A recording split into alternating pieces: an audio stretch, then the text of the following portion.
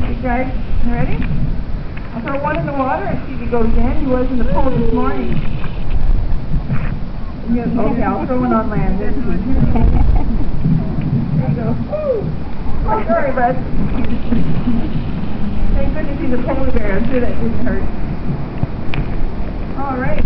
So, of course, we have two other bears here. You should be able to see those. We have Aurora, who is Hudson's mom. She lives on the grass side right now. She does not have access to him. And then we also have her sister, which is Hudson's aunt, and her name is Nikita. And you can see her just behind me here, and she's walking around a little bit right now because she knows I'm going to come and see her after and give her a treat as well. Now, of course, as I said, Hudson was born here at the Toronto Zoo, and his mom, of course, is Aurora. And unfortunately, she did not show any mothering skills, behaviors when he was born. So we hand raised him, and as you can see, he's done very, very well. Typically, we would much prefer the mom. There she is right there. As Aurora, here's my boy, so I'm going to go around afterwards and give her some fish as well. So obviously, we would much prefer a mother bear to raise her own cubs. And we're hoping for some success in that area this year because as Hudson is leaving, Inukshuk is coming back. So his dad is returning to the Toronto Zoo. Would you like it in the water though? No? All right. Oh, you'll have to reach down and get that. See if he wants to get wet or not. See what happens. Maybe not. Now, of course, polar bears, as you can see by looking at these guys, they are the largest land carnivore on the planet. They're far more carnivorous than the other bear species. Okay, I'll throw one on land. It's the wind. There we go, buddy. All right. Now, their female bears, being adult bears, are 12 years old. They're much heavier than Hudson. Females are about 800 pounds, and usually female bears max out at about 900 pounds. This can be a toy as well. There we go. Now, male bears, if you come back to the Toronto Zoo, hopefully you will, and you'll come and see Inukshuk if you haven't seen him before. He's a big guy. He stands over 10 feet tall, and he weighs over 1,000 pounds. So male bears get much bigger than female bears, and some male bears get even bigger than Inukshuk, and they can weigh up to about 1,700 pounds or more. That's right. So usually about a third, sometimes double the size of female bears. And when you see them in the wild, sometimes it's hard to tell males and females, especially if they're juveniles, but once they are mature, you can usually tell them apart. Males have much bigger heads and much bigger feet. And of course, Hudson's going to get really big, we're assuming. And of course, he's hungry all the time here at the Toronto Zoo. He doesn't just get fish, he gets raw meat every day. Right now, he's getting over 4 kilograms of raw meat every single day. And he's very hungry in the morning when he comes in, because he's a growing boy. And our females are actually getting a little bit less than him, and that's simply because he is growing. And of course, they get other treats here as well. They also get a dog chow, which is part of their diet. And of course, they do not get seal meat here. That is their main prey in the wild. And you wonder how polar bears get nice and fat out there in the wild, and that's because they have adapted to eating seals. And of course, just looking at them, they're perfectly adapted to where they come from.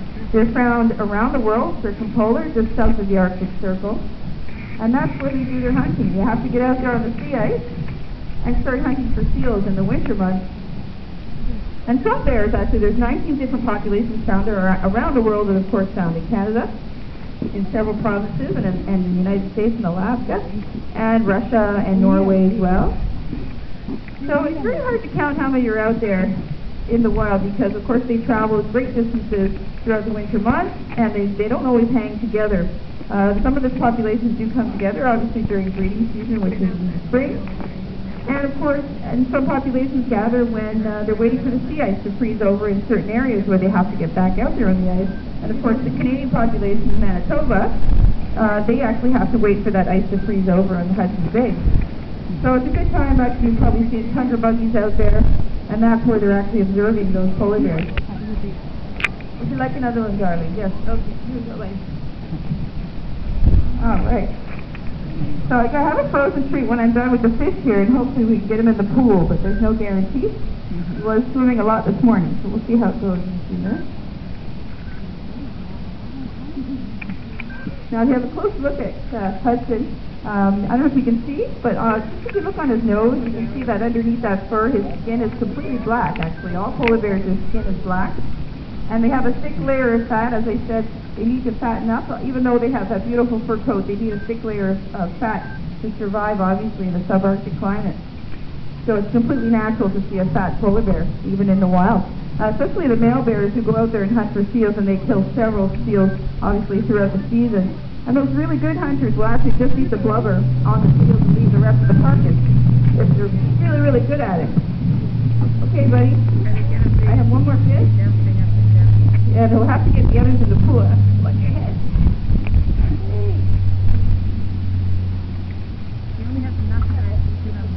Now, they say there's approximately 20 to 25,000 polar bears in the wild. Of course, again, as I said, it's very difficult to count how many there are. We are tracking some bears, and some of the populations are close to where people live, and of course they can actually monitor where how many there are at certain times of the year, not so much during the winter when they're out hunting on the sea ice. And of course, that sea ice is actually shrinking, and it's making it harder for some of the populations to hunt for seals. I'm just going to put the microphone down for a second. I'm going to give him his frozen treat. This one.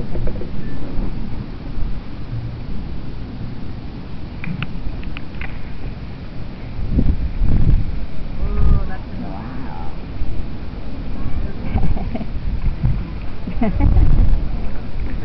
I did not want that in the water.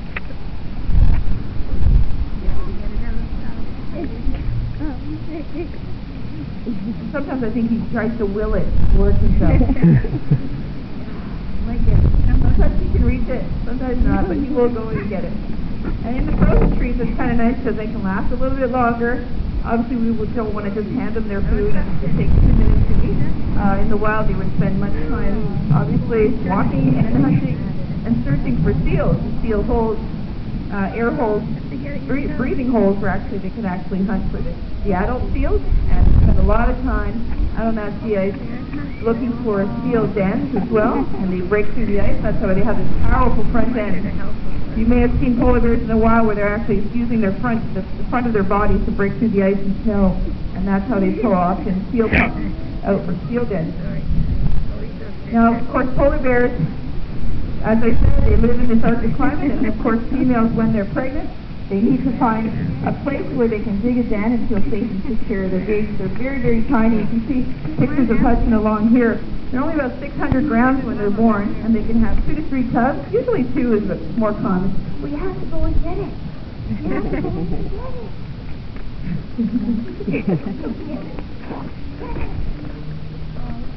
Oh, dear. He'll figure out a way. You'll see. If you just hang out for a little while, he'll get it.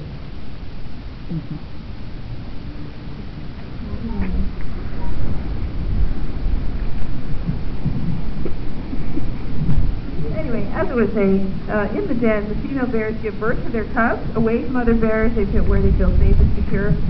Especially away from male bears, who are quite dangerous and sometimes will kill polar bear cubs and eat them if they're hungry enough. It doesn't mean all male bears will do that, but just to be safe, they will stay far away from them. And of course, giving birth in the den, and the females will not eat during this time, and the cubs will nurse, obviously, during this time. And about 3 months later, she'll come out of the den when the babies are able to walk. It takes quite a little while for the babies to actually start walking. And then once she comes out of the den with those cubs, you may have seen footage of that on TV. They're very tiny, very small, even at 3 months. And she wants to get out there. She's hungry. She wants to get out there and start hunting seals again. And of course, teach her young how to hunt as well. Very good moms, very protective of their offspring, and they're highly intelligent.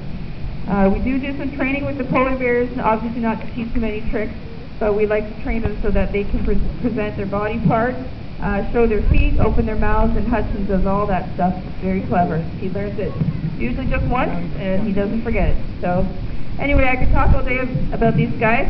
We're really going to miss him. I know I'm going to miss him.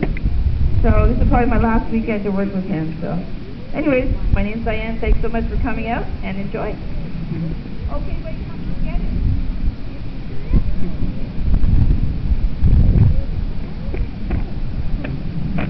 You have to go get it, Joey. Look at his legs, he's going to put his booty part. Go, go, go. Go, you can go. He's floating in the water. Oh my goodness. Isn't that funny? Trying to tell him to go in again. Oh, jeez. Yeah. I think he's When you get up on the rock. Go find your fishy. Put your head on the rock.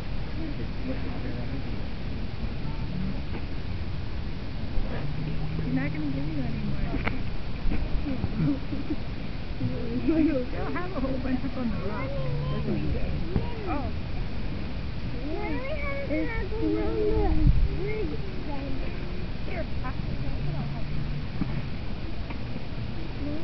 He's put his nose in it.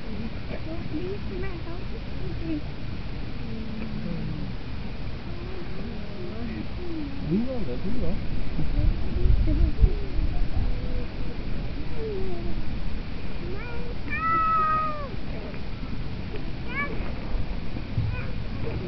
Okay, I'll get you. Okay, well.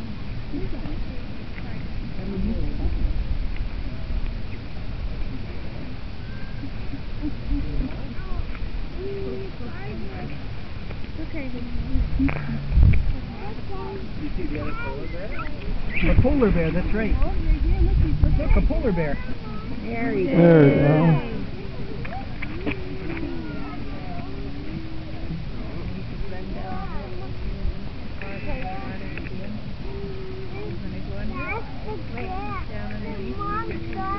Yeah.